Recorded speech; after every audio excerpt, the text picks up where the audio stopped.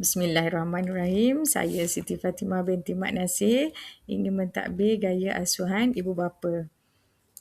Okey, gaya asuhan ibu bapa ini adalah dibangunkan oleh John R. Burry pada tahun 1991. Okey, inventory ini digunakan untuk menilai persepsi anak-anak terhadap gaya keibubapaan mereka. Okey, gaya asuhan ni ada 3, iaitu yang pertama autoritatif, yang kedua authoritarian dan yang ketiga adalah permisif. Okey, inventory ini adalah skor perolehan untuk kepercayaan adalah tinggi dan soal sedetik ini boleh dipercayai. Okey, dalam ujian ini mengambil masa 10 minit hingga 15 minit. Okey, ujian ini tidak berjalan dalam bilik yang selesa, tenang dan bahawa dingin. Okey, responden boleh memilih jawapan yang sesuai.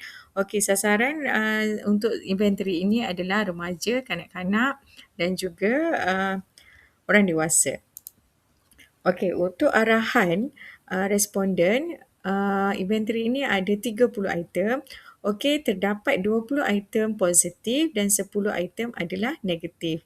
Okey, alat ukur ini terdiri daripada 10 item adalah autoritatif, 10 item lagi adalah authoritarian dan 10 item lagi adalah permisif. Okey, responden diminta menandakan jawapan berdasarkan skala sangat tidak setuju, tidak pasti, setuju dan sangat setuju. Okey, ini adalah contoh penyataan bagi inventory gaya keibubapaan. Okey, ada 30 item. Okey. Dan ini pula adalah borang jawapan. Okey, responden akan menandakan skor yang mereka berdasarkan jawapan daripada item yang telah dibaca. Okey, skor akan dikira berdasarkan soalan autoritatif. Di sini akan ditandakanlah. Okey, begitu juga dengan permisif dan authoritarian.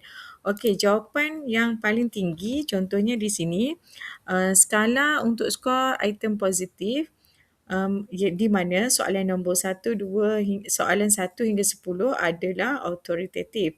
Manakala negatif, soalan nombor 11 hingga 20 adalah permisif dan item positif lagi bagi nombor 21 hingga 30 dan authoritarian. Okey, dekat sini nanti calon responden akan dapat dia punya gaya keibubapaan yang berdasarkan skor yang telah dibuatlah. Okey, ini adalah skor. Okey, di mana gaya asuhan akan memberikan jumlah skor tersendiri berdasarkan jumlah markah 10 item yang dijawab. Okey, untuk tafsiran skor, gaya asuhan autoritatif adalah ibu bapa yang mempunyai tahap kawalan dan tanggungjawab yang rasional. Okey, ia bersifat lebih demokratik dan secara tidak langsung dapat membentuk anak-anak yang bertanggungjawab, berfikiran positif, kompeten dan aktif.